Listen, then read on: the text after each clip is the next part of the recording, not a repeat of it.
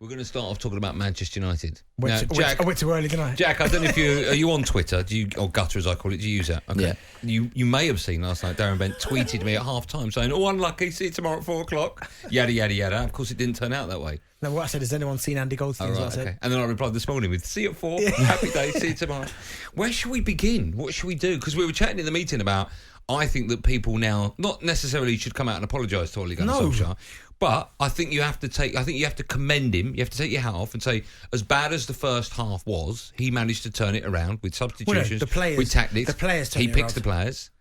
And it was a great result for Manchester United. What I will say is, listen, and the second half kind of reminded me of Manchester United of old in terms of all guns blazing, red arrows just flying forward. But I think if you're playing a better side, like if you play like you did in the first half... Well, let's just take the game we were playing. No, but can I just say something, please? But if you played like you did in the first half and Sunday against Liverpool, you will be 5-0 down. Right, well, that's irrelevant because we're just looking at last night's 90 minutes here. Okay. Well, first half was terrible. Right, second half? I can't remember the second half. But no, listen, second half, absolutely superb. Yeah. But that is the Manchester United I used to associate with in terms of, doesn't really matter. They had that arrogance about them before, that if they went 1-0 down, 2-0 down, doesn't matter. And they showed that second half with, obviously, Rashford running forward, Ronaldo getting his goal, some of the substitutions that you talk about. They were just so much better and on the front foot in that second half. Jack, what does it tell you about a team that do go 2-0 behind at home and then manage to turn it around after half-time? Is that down, in your experience, is that down to the manager's team talk? Is that down to how the players are feeling? Is it down to maybe the tactics or subs?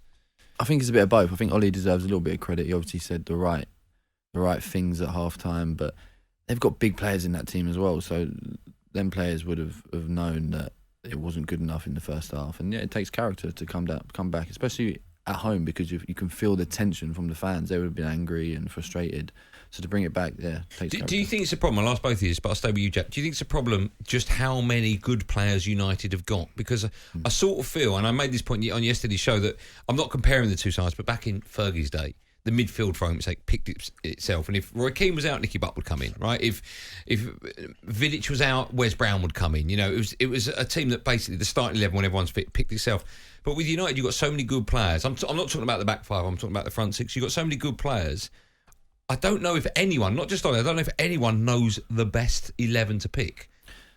Yeah, well, I think what the problem that comes with that is getting the big players who've been at big clubs and work with big managers to buy into what Ole wants to do. And I mean, I don't mean, listen, on the ball, he probably says do what you want, you're good enough. But off the ball, how they want to press, and I mean, is Ronaldo really gonna want to press and do everything off the ball? Probably not. And the other 10 or 9 players have to work their way around that. Is that okay though, to have that game plan? I think if it's Ronaldo, I think he's obviously a superstar who can win you a game. So I think you allow that. I think you do it against certain teams. You can't think you can allow that against, say, Liverpool on Sunday. You don't think you can have a Ronaldo that just wanders? Certainly on the defensive side of things, the way that Liverpool go about their business, I don't think you could afford to carry any passengers, if I'm honest. So what does that mean? You wouldn't pick Ronaldo at the weekend? But it's a hard one because you have to. And you asked Jack a question there in terms of, is there too much talent in this squad? Well, I think they've brought in certain players that I don't think they needed, if I'm honest. You look at someone like a Jadon Sancho, as good as he is, and listen, I'm a big fan of his. Was he someone that you desperately needed at the time when you had the emergence of Greenwood, Rashford, Cavani last season, Jesse Lingard playing out there? Do you think you really needed him? Or did you need a holding midfield player more? I think he strengthens Manchester United, doesn't he? He makes Manchester United a better team. Definitely, and I agree with Benty though, because the problem then comes when he's not playing well, and obviously he come for big money, and do you stick with him? Do you play him, or do you give someone like Lingard, who obviously had a great season last season, has done well this season when he's come on and done what he's been asked to do. Do you think he should have a longer run in the side? So for argument's sake, Jack Grealish has gone to Man City, huge price tag, and Pep, I think, played him in the first 6 games, irrelevant of how his form was. Jadon Sancho has been in and out, come on as a sub and so on. Do you think he perhaps needs a longer run so then you can make more of a judgment as to what his form's like? Oh, 100%. He definitely needs a run. Every player needs a run of games, and I mean, I know he's English, but he obviously went and played his football in Germany, and the Premier League's different. It's going to take getting used to. You don't get that time in the Premier League. I mean, all the time you're getting hassled. You got to fight to win the ball back, and then when you do get it back, you got to use it brightly. And he'll come good, but it'll take some time. But Andy, whose fault was that then? Is that Solskjaer's fault? Why's it got a bit of fault? Look at you, you're always negative. I'm asking you a question. Is it? It's a problem United have got because they've got so many talented players. But is he mismanaging him then? It's a problem United have got. You don't understand what I'm saying. Because you're saying he needs a run. 08717. No, I'm asking.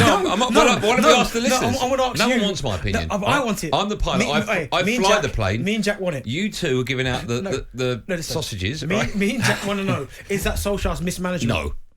So he's doing the right thing with Jadon Sancho?